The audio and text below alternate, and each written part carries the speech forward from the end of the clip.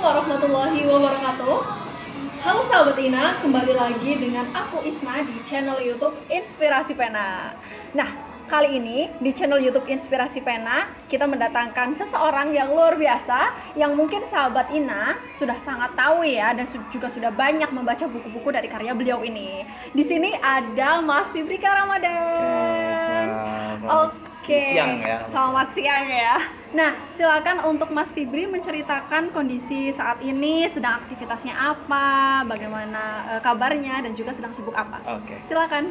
Oke, assalamualaikum warahmatullahi wabarakatuh, sahabat Ina semua dimanapun teman-teman berada.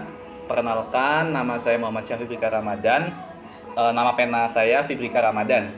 Nah, saya penulis 6 buku saat ini dan aktivitas sekarang lebih menyelesaikan kuliah nih, tesis dan beberapa kegiatan-kegiatan proyek nulis lainnya. Oke. Kemudian saat ini masih aktif di beberapa organisasi kegiatan dan ya banyak berputar di Purwokerto. Oke. Gitu. Berarti memang di kondisi begini masih tetap aktif ya Mas ya? Aktif. Pandemi Betul. tidak menghalangi aktivitas Mas Fibri berarti Iya, ini ya? betul. Tetap aktif. Nah, tadi disebutkan nih langsung menarik di awal, sudah menerbitkan 6 buku. Nah, boleh nggak sih Mas diceritakan mungkin bagaimana proses kreatifnya penulisannya dari mungkin perwakilan beberapa buku begitu? Oke. Kalau jadi 6 buku itu sejak tahun 2015 ya. Jadi 2015 itu pertama kali banget nulis awalnya tahun 2015 akhir, tahun akhir tuh 2015 akhir.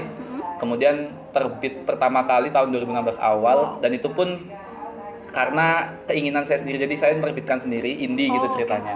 Dan setelah itu nggak sampai di situ aja, nggak mau nggak mau puas sampai di situ. Ya. Akhirnya saya mencoba untuk mencari cara biar masuk ke penerbit mayor itu gimana sih gitu. Akhirnya saya bikin buku lagi, naskah lagi di buku kedua saya tahun 2016 itu judulnya Spirit of Life. Itu diterbitkan oleh Quantalex Media. Nah, 2016 akhir, kemudian setelah itu berlanjut sampai beberapa 2 buku lainnya saya diterbitkan oleh Tinta Medina. Yang kedua itu juga Dreaming Big. Nah, ini ya salah satu kaosnya. Dreaming Big. Ini yang fenomenal Yang sekali fenomenal kan ini ya, Dreaming Big. Sama yang terakhir adalah Pelangi di Geraman Tuhan. Itu yang terbaru 2020 kemarin. Dan tahun ini maksudnya. Oke. Dan untuk itu kan jadi saya punya 3 buku yang memang sudah terbit di Gramedia. Yang sudah ada di Gramedia seluruh Indonesia dan 2 buku lainnya itu proyeknya co-writer gitu ceritanya. Jadi saya membantu rekan-rekan penulis. Jadi rekan-rekan yang dia pengen punya buku tapi saya bantulah untuk proses nulisnya dan alhamdulillah sudah ada 2 buku dan mostly memang buku-buku tentang kewirausahaan. Jadi tentang pengusaha sukses, pengusaha muda dan lain sebagainya. Jadi 5 buku dan 1 buku itu terbit sendiri. Gitu. Keren sekali ya. Nah, mungkin aku ingin menanyakan, mengapa Mas Fibri memilih menulis sebagai apa ya katakanlah hal yang ditekuni sampai sekarang begitu Mas? Karena pertama menulis itu hal yang paling murah ya, maksudnya dari hobi-hobi lainnya gitu ya. Kalau misalkan teman-teman memilih hobi untuk sebagai musisi, artinya kan harus punya alat musik, kemudian nanti mungkin akan punya sound dan lain sebagainya dan sebagainya. Atau lagi misalkan dia fotografer atau dia kan harus punya kamera, lensanya harus bagus dan sebagainya. Nah, nulis itu enggak gitu. Jadi menulis itu hanya modalnya kita punya handphone pun nggak masalah dan kita punya ide untuk menuliskan itu. Nah, itu menurut aku penulis itu menulis itu adalah aktivitas yang murah dan kalau lebih itu bahasa kayak semacam bahasa anak ini ya, bahasa sederhana lah ya. Tapi kalau bagian dari kalau kita bicara skop yang kehidupan, menulis itu adalah bagian dari merekam sejarah gitu. Jadi bagian merekam sejarah. Jadi sejarah kita, histori yang apa yang kita lakukan di dunia, yaitu kita tuliskan dengan kita menulis itu tadi gitu. Mantap, berarti memang ya menyejarahkan diri lewat tulisan begitu ya. Menyejarahkan diri untuk lewat tulisan. Nah, kalau Mas Fibri sendiri lebih menulis ke genre mana nih atau memang hampir semua genre dicoba begitu? Kalau genre mostly lebih ke non fiksi. non-fiksi. Jadi lebih kepada tentang hal-hal yang bersifat kehidupan, jadi hal-hal sekitar kita yang bisa dikritisi, bisa diberikan opini gitu ya. Non-fiksi dan emang lebih ke motivasi dan bisnis juga sih, motivasi bisnis seputar itu nulisnya. Dan sekarang memang lagi banyak diminta untuk beberapa kali kayak nulis tentang apa ya, sebenarnya mungkin content writer jatuhnya kali ya di beberapa sosmed. Kemudian ya itu sebagai sampingan juga buat nulis juga ya, alhamdulillah. Dan ya rata-rata lebih ke motivasi bisnis dan dari nulis pun juga jadi belajar desain sebetulnya. Jadi kayak belajar desain, bikin konten, bagaimana cara bikin kayak quotes gitu, terus ada gambarnya dan segala macam dengan aplikasi-aplikasi yang sekarang sudah bisa di-download di Play Store ya. Jadi ya banyak hal yang bisa dipelajari dari nulis. Jadi nggak cuma sekedar nulis, tapi kita bisa ngerambah ke hal-hal yang lain. Ini speechless sih, keren. Nah, ngomong-ngomong tentang tadi memang banyak buku yang lebih mengarah ke motivasi ya. Nah, salah satunya kan Dreaming Big nih ya Mas ya. Nah, di Dreaming Big ini memang punya maksud apa nih Mas menuliskan Dreaming Big ini? Kalau di Dreaming Big sendiri pesannya yang paling kita ingin sampaikan ya, karena kan ini Dreaming Big itu adalah karya yang tidak hanya saya sendiri, tapi di situ ada Mas Valenvan juga. Mas Valenvan, dan di karya itu kita pengen banget ngasih insight gitu ya, bahwa ternyata anak muda itu bisa loh mewujudkan impiannya gitu. Mau dia dari latar belakang apapun, mau dia dari keluarga siapapun, ya kamu bisa mewujudkan impian kamu gitu. Dengan kamu berusaha dan kamu berani berani mengeksplor diri kamu, dan insya Allah yakin bisa mewujudkan impian itu. Jadi pesannya itu sih sebenarnya. Jadi anak muda tuh harus punya impian besar, harus berpikiran besar, harus punya mindset yang mindset besar untuk bisa mencapai apa yang dia inginkan. Gitu. Wah, kalau nggak salah memang ini ya Mas ya, ada beberapa yang juga menggunakan buku Dreaming Big sebagai ini ya, skripsi ya. Nah ya, jadi itu salah satu hal yang kebetulan kita juga kaget juga ya, karena itu tahun 2000, jadi 2019 ya, 2019. Jadi dan kemarin dia baru wisuda tahun 2020 sebetulnya. Jadi dari 2019 dia udah kontak bahwa dia ingin membuat skripsi yang dimana bahan tulisannya itu adalah buku Dreaming Big. Nah, itu salah satu mahasiswa di IAIN Purwokerto. Dan ternyata saat saya juga dan Mas Fahlan juga kan nggak masalah ya, karena bagi kita sangat bersyukur banget ketika karya kita dijadikan salah satu jalan orang lain untuk mencapai salah satu hal yang paling diinginkan ya. Kan S1 itu adalah bagian dari orang tuh perjalanan hidup ya gitu kan. Nah, kita merasa bersyukur banget dan alhamdulillah, dan tentu jadi semacam semangat juga bagi kita bahwa kita yang penting tetap berkarya, bahwa dengan karya kita insya Allah orang sekarang nggak harus semua itu ini sama kita, tapi kita bisa membuat sejarah walaupun dengan hal-hal yang sederhana. Itu sih. Nah, tadi Mas Fibri sudah menjelaskan bagaimana perjalanan perjalanan Mas Fibri menulis, kemudian Dreaming Big yang akhirnya menjadi inspirasi ya dalam menulis skripsi. Nah, kalau dari Mas Fibri sendiri, setelah sekian banyak dan sekian lama menulis, apakah punya tips dan trik khusus ketika menulis, mungkin ketika mencari ide atau ketika menghadapi writer's block mungkin? Kalau dari pengalaman pribadi ya, untuk mengatasi hal-hal seperti itu sih, yang pertama yang sering aku sarankan juga ke teman-teman gitu ya, itu ketika memang sudah lelah untuk menulis, istirahat dulu aja gitu. Jadi butuh kita jeda dulu, karena setiap orang tuh butuh jeda gitu ya.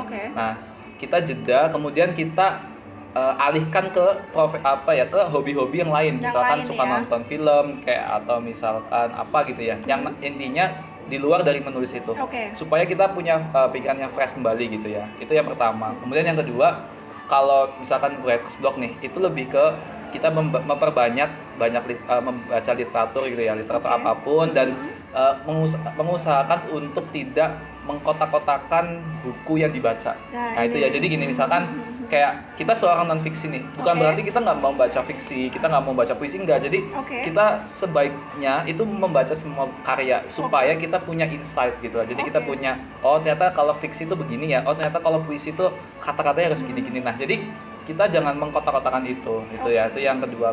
Dan yang selanjutnya bagi teman-teman yang memang suka di dunia menulis, kalau memang sudah menyerah di awal dan emang niatnya besar, otomatis gak akan pernah menyerah sih untuk mencapai impiannya. Jadi kalau misalkan dia udah nyerah, berarti memang mungkin pertanyaannya satu, mungkin kamu nggak layak jadi penulis. Gitu. Kalau emang kamu layak, kamu akan memperjuangkannya. Gitu. Oke, ini quotes bagus ya dari Mas Fibri ya tentang menulis. Nah, tapi begini Mas, kadang-kadang mungkin oke lah, mungkin di awal memang kita merasa semangat. Nah, tapi mungkin untuk penulis pemula tantangannya adalah ketika kita sekali tersandung, kita langsung ngambek. Nah, ini gimana Mas? Banyak banget orang-orang yang merasa seperti itu, jadi kayak gagal ikut lomba, misalkan gini, ikutan lomba apa misalkan ya, akhirnya gagal, terus udahlah gitu. Nah, orang yang berbicara sekarang ini juga banyak banget gagalnya ya. Jadi saat itu aku ikut beberapa kontes penulisan, bahkan kayak kementerian, tapi ya gagal juga karena bagiku tuh memang kalau bagian kegagalan lomba atau apapun tuh bisa jadi kitanya itu memang belum rezekinya aja gitu. Jadi bukan berarti tulisan kita nggak bagus, tapi memang kita belum dikasih kesempatan aja. Mungkin ada kesempatan lain di tempat yang lain gitu lah ya. Nah, kalau misalkan untuk menghadapi gitu ya jangan gampang baper aja sih, karena kalau kita memang sudah baperan dan itu akan susah ke depannya. Dan ketika kita tiba-tiba menyerah aja kena sandung hal kayak gitu, ya tadi kembali lagi ke awal, kamu niat nggak jadi penulis? Kalau emang nggak niat, mending nggak usah sekalian aja gitu, mendingan ke profesi yang lain yang kira-kira profesi itu bisa membuat kamu bahagia gitu aja. Jadi nggak usah sakit hati, patah hati atau apapun itu. Yang penting kita benar-benar fokus dengan tujuan kita. Kalau memang nggak menang, cari yang lain. Kalau misalkan belum terbit, cari penerbit yang lain. Kalau memang nggak bisa, terbitin sendiri. Orang sekarang banyak penerbit indie, bahkan penulis-penulis yang memang diterbitkan indie itu banyak yang sukses juga. Ada banyak lah penulis sukses yang dari penerbit indie gitu. Jadi sebenarnya tergantung kita mau benar-benar serius atau enggak di dunia menulis ini. Nah, kalau memang betul banget. Jadi semua kan harus butuh keseriusan ya kan. Apalagi dalam urusan profesi, bahkan urusan cinta pun harus serius ya Pak. Nah, maka dari itu apapun yang kita lakukan ya kita harus serius. Jadi kalau emang nggak pengen serius ya mendingan nggak usah gitu aja. Mending nggak usah kalau nggak serius ya, apapun itu. Nah, tapi ya Mas BTW, apakah menjadi penulis adalah cita-cita Mas Fibri dari dulu atau menemukannya sekarang begitu? Bukan dari dulu sih sebetulnya. Jadi baru menemukan aja ya. Karena satu kegiatan yang menurut aku paling berpotensial menghasilkan banyak hal gitu sih. Jadi dari awal nggak pernah niat pengen jadi penulis, dari kecil nggak pernah, karena nggak tahu juga. Dulu bukan dari background keluarga yang suka nulis gitu-gitu, tapi kenapa ya saat itu nulis tuh karena memang bagian dari perjalanan hidup. Akhirnya menemukan dunia kepenulisan dan akhirnya sekarang melihat potensi bahwa ternyata di situ aku banyak yang mempercaya aku sebagai seorang penulis. Akhirnya aku harus mengupgrade diri terus, mau berkarya terus, karena orang di luar sana juga percaya bahwa kamu tuh seorang penulis gitu. Jadi dari situ sih sebetulnya, dari akhirnya mengkultuskan diri gitu ya sebagai aku penulis gitu. Ya. Nah, kalau Mas Fibri sendiri pertama kali nulis berarti tahun berapa nih? Pertama kali nulis tahun 2015 juga itu. Jadi pokoknya di tahun 2015 akhir itu sudah mulai suka dengan dunia kepenulisan dan suka baca buku, suka nulis, dan mulai pertama kali masuk di medianya tuh kayak bikin blog. Jadi bikin blog, media nulis gitu terus. Bahkan sampai kayak pokoknya habis setiap hari tuh kayak posting tulisan terus setiap hari gitu. Karena saking sukanya. Dan dulu kan ya tadi ya, karena kalau awal-awal tuh biasanya semangat banget. Kalau belum mencapai sesuatu pasti kan ngejar terus pokoknya. Nah itu dulu. Jadi awalnya dari blog, setelah dari blog dipikir-pikir loh kenapa nggak dijadiin buku aja ya, akhirnya jadiin buku. Jadi beralih dari situ ke buku gitu. Berarti mengawali karir, mengawali dunia menulis ya, karir itu dari nulis di blog. Tapi gini Mas, mungkin banyak nih dari sahabat Ina yang mungkin aku masih kayak kerasa agak minder Kak kalau dikatain sok jadi penulis gara-gara nulis di blog ataupun di media sosial. Itu nanggepinnya gimana Mas? Dulu pernah juga tuh kan, karena nulis dengan nulis di bagian non fiksi, bagian motivasi gitu-gitu gitu ya. Kadang-kadang tuh orang yang sudah kenal kita tuh kayak jadi nggak percaya aja gitu. Kayak misalkan teman-teman misalkan punya karya besok ya, kenal dengan orang yang baru tuh mungkin akan respect ke kita. Tapi Iya. orang yang lama itu alah kamu. Apaan sih? Apaan sih kamu sok bijak banget sih gitu. Nah, iya, itu akan bener. wajar dan akan kita temui pasti. Dan Oke. salah satu cara buat menghindar ya kalau aku lebih ke ya udah bodo amat. Jadi gini, Oke. kita punya sifat di mana memang harus bodo amat ya dengan keadaan gitu. Karena Oke. kalau kita mau terus untuk mengikuti apa yang orang pikirin tuh kayak ya kita akan capek dengan sendirinya gitu, dan akhirnya kita akan doing nothing ketika kita mendengarkan apapun apa yang orang katakan. Jadi saranku ya lebih ke kamu fokus aja dengan dunia kamu sekarang. Orang lain juga pasti akan banyak yang nyinyir, tapi di satu pihak pun mereka juga akan memuji kamu. Jadi itu aja. Oke, berarti memang harus tahan banting berarti Ya Mas, harus tahan banting dan bersifat bodo amat kali ya. Jadi Bodo lebih amat kasih ke bodo amat aja gitu. Jadi nggak peduli, dan kita ini kan hidup tentang kita. Jadi orang lain itu hanya komentator gitu. Jadi kita yang menentukan hidup kita cuma kita sendiri gitu. Hidup ini hanya tentang kita, orang lain hanya komentator. Komentator aja gitu. Oke, keren. Nah, ini mungkin masuk ke isu yang hangat ya Mas Ya. ya.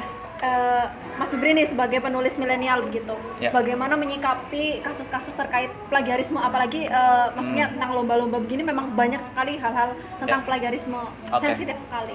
Ya. Nah, memang dalam dunia menulis itu plagiarisme tuh harus dihindari ya gitu ya. Oke. Jadi jangan sampai kita menulis itu mencaplok dari ide orang lain gitu. Kalau memang mau plagiarisme itu sebaiknya kalau misalkan kita membahas dengan tema yang sama itu Oke. nggak masalah ya, karena di dalam dunia kepenulisan tuh ujung-ujung isi buku tuh sama aja ya. gitu. Tapi yang membedakan adalah tulisannya, konteksnya, atau pengalamannya gitu ya. Bisa jadi kan pengalaman berbeda juga nggak masalah. Nah, kita bagaimana caranya untuk menjadi seorang penulis yang jujur sejak awal gitu. Jujur Oke. di mana untuk berusaha untuk dengan ide kita sendiri gitu. Kita yakin dengan ide kita sendiri gitu. Kita boleh mengambil tema dari siapapun itu di luar sana, tetapi sebaiknya merubahlah parafrase Oke. itu supaya kita memang dikenal sebagai penulis yang memang tidak tidak menjiplak ide-ide kayak gitu ya. Nah kan kalau udah kayak gitu juga takutnya ya misalkan dicontoh ada buku-buku yang dibajak misalkan Iya. deh, misalkan buku dengan harga di Gramedia itu 80.000 tiba-tiba dibajak mungkin cuma harga 20.000. Itu kan Murah banget kasihan ya. sama penulisnya dan kasihan juga sama penerbit yang sudah kerjasama dengan penulisnya gitu loh. Kalau memang mau kayak gitu ya janganlah seperti itu Oke. gitu ya. Lebih baik mencari profesi yang lain lah, jangan membajak-bajak buku yang seperti Betul. itu. Itu sih mungkin Oke. yang bisa disampaikan ya. Iya, tapi gini Mas, berarti memang dalam dunia sastra ya, literasi begitu literasi. ya, itu sebetulnya ide-ide yang ada tuh tidak 100% pure Nggak ada. milik seseorang Ya, gitu ya. jadi ada satu buku yang terkenal ya, judulnya Still Like an Artist. Jadi namanya tuh mencuri seperti artis. Jadi bukunya siapa saya lupa judul penulisnya, tapi judulnya itu Still Like an Artist. Di mana memang dalam kehidupan ini ide-ide sebenarnya tuh nggak ada yang pure sebetulnya. Oke. Dalam menulis buku pun nggak ada yang pure. Jadi ini benar-benar ide baru banget gini nih. Nah, itu nggak ada dalam dunia menulis karena Oh, iya. ide itu rata-rata misalkan ATM semua, amati, tiru, modifikasi, Iya. perbaiki gitu aja dah. Jadi kita tiru, modifikasi. Jadi nggak ada yang pure, dan maksudnya dari Still Like an Artist tadi adalah membahas tentang seorang yang artis yang baik itu artis yang mencuri. Oh, Artis iya? yang baik adalah artis yang mencuri. Oke. Dimana mencuri ide, namun dia kemas dengan lebih baik gitu.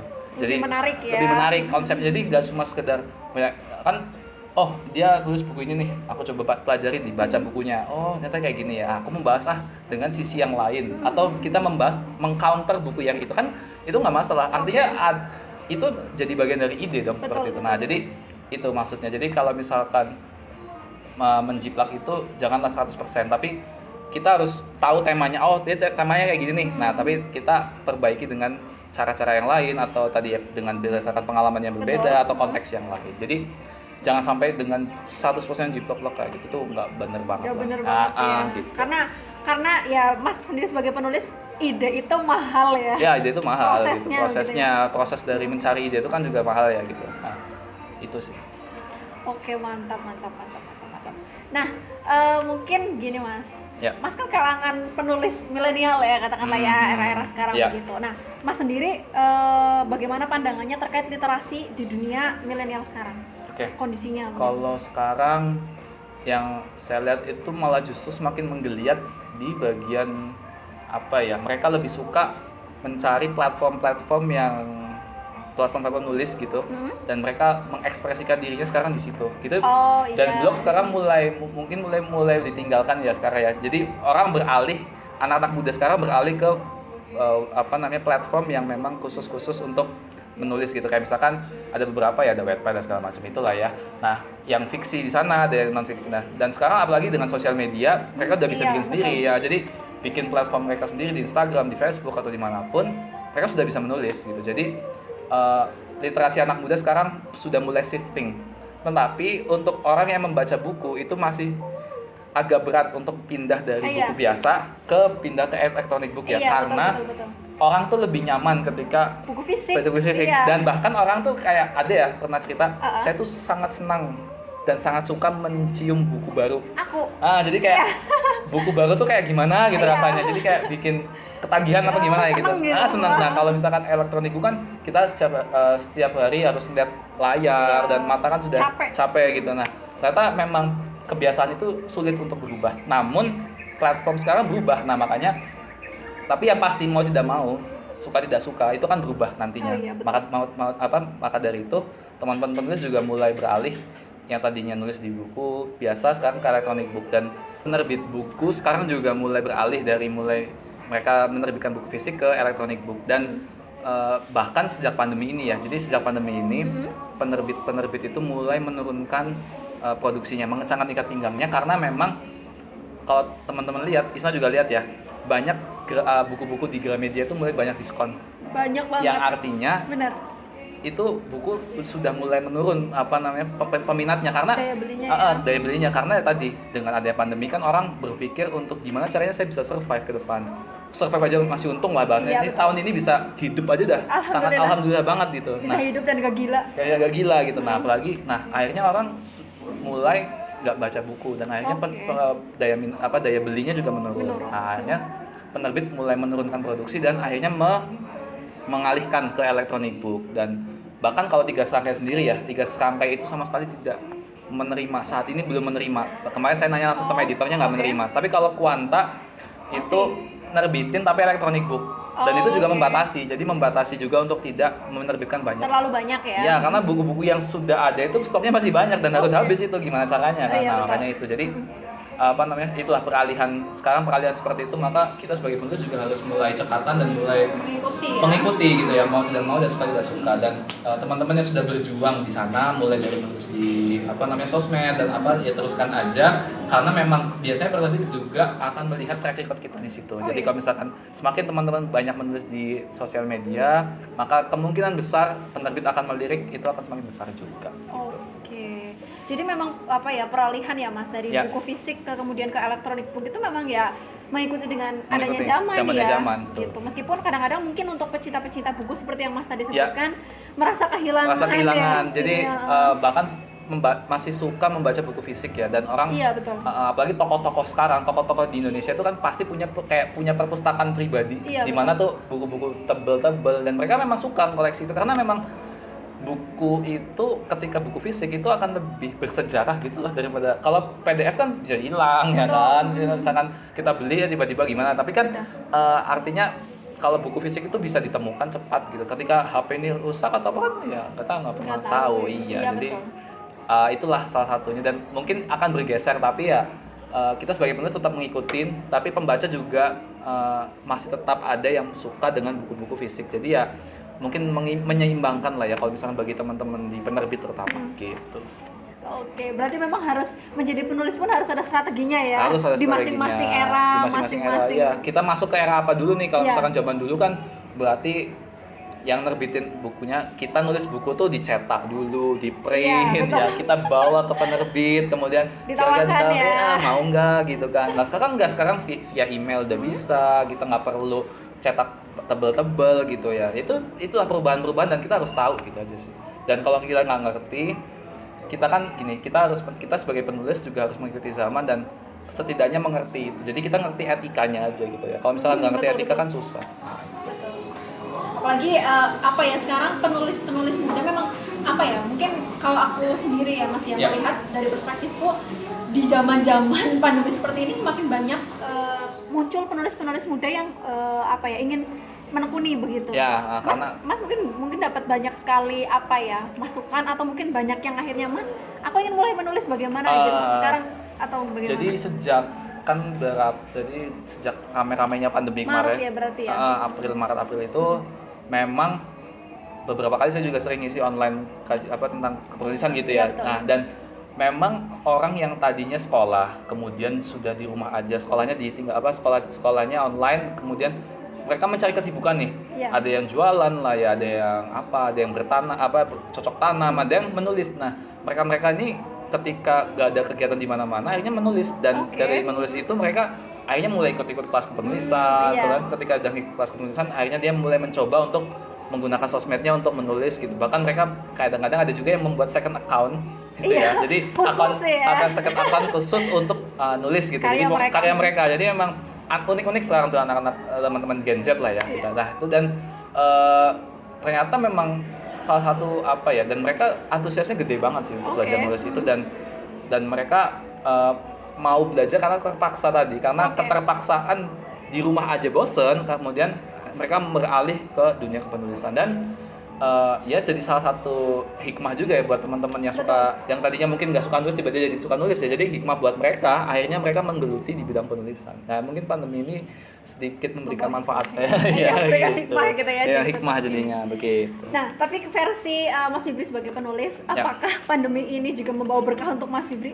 Karena memang ya beraktivitas memang menulis di rumah aja gitu. Ya, jadi kalau yang pasti kan penjualan juga menurun ya kan. Jadi penulis buku yang baru ini pun juga sedikit beda penjualannya, dan ya memang ada plusnya ada minusnya ya pasti. Tapi yang pasti memang ini kan pandemi sudah diatur olehnya gitu ya skenario ini, dan kita hanya bisa bersyukur dengan apa yang kita punya dan tetap bersabar dengan hal-hal yang seperti ini. Jadi kita yang penting tinggal misalkan kita sudah memang suka di dunia penulis, ya udah kita tetap di situ aja, kita bergelut di situ, kita tetap mentempa diri, mengupgrade diri. Terus setelah itu gak usah berpikir bahwa akan seperti apa nanti dunia, yang pasti kita sudah punya niat lah untuk tetap nulis gitu ya. Jadi itu aja sih. Jadi kalau hikmahnya yang pasti banyak banget juga ya dari teman-teman penulis ya. Jadi sekarang jadi lebih ke refleksi diri bahwa ternyata pandemi ini bisa nggak bikin kamu lebih produktif gitu ya. Nah itu aja sih, jadi kayak lebih ke situ lah, refleksinya buat diri kita sendiri. Oke, menarik. Nah mungkin ini sudah padat sekali apa yang sudah disampaikan oleh Mas Fibri begitu. Mungkin sekarang pesan untuk sahabat Ina dan juga pemuda di seluruh Indonesia, Mas, terkait menulis mungkin ataupun terkait bagaimana menghadapi pandemi ini agar tetap positif. Oke, jadi buat teman-teman dan sahabat Ina semua di luar sana ya, dimanapun teman-teman berada, yang pasti kalau memang teman-teman memang sudah menerjunkan diri, teman-teman sudah mengkultuskan diri, memang ingin menjadi penulis, lanjutkan, kemudian tetap semangat untuk di dunia kepenulisan dimanapun teman-teman berada. Jangan jangan mengeluh dengan kondisi apapun. Kalau misalnya nggak punya laptop masih punya HP, kalau misalnya nggak punya HP masih bisa ada buku yang bisa ditulis. Jadi media apapun dicoba, media apapun digunakan, dan teman-teman tetap belajar banyak hal dan mempelajari kecepatan dunia gitu ya, mempelajari apa yang sekarang sedang update, apa yang sekarang sedang trennya, dan teman-teman ikuti yang tentunya sesuai dengan dunia kepenulisan. Dan yang pasti kalau dalam kamus saya itu adalah kamus saya sebagai pemuda, yang pasti itu sebagai pemuda jangan sampai kita doing nothing gitu. Jadi jangan sampai kita doing nothing. Kita masih muda nih, mumpung masih muda, belum sampai ke tahap dimana teman-teman nanti akan menikah atau apapun gitu ya, sampai ke tahap-tahap sana, sebaiknya maksimalkan dan manfaatkanlah momen ini sebaik mungkin untuk menempa diri, untuk mengeksplorasi diri, dan untuk mengejar impian-impian kita gitu. Oke, ini sudah sangat padat ya sahabat Ina, bisa dicatat apa yang tadi sudah disampaikan oleh Mas Fibri. Dan ya semoga apa yang sudah disampaikan oleh Mas Fibri dapat berguna untuk kita semua, insya Allah. Semoga Mas Fibri terus semangat dalam sharing-sharing kebaikan. Semoga terus melahirkan karya-karya yang menginspirasi ya Mas ya. Sama-sama. Ditunggu karya selanjutnya ya. Sukses juga buat sahabat Ina dan teman-teman ya. Oke, terima kasih untuk sahabat Ina yang sudah menonton video kali ini. Jangan lupa untuk di-like dan juga di-subscribe bagi yang belum. Dan jika sahabat Ina merasa video ini bermanfaat, silakan untuk di-save dan juga di-share ke teman-teman sahabat Ina semua. Oke, mungkin kita bisa langsung penutupan ya Mas ya. Oke, sampai bertemu di video-video selanjutnya. Bye.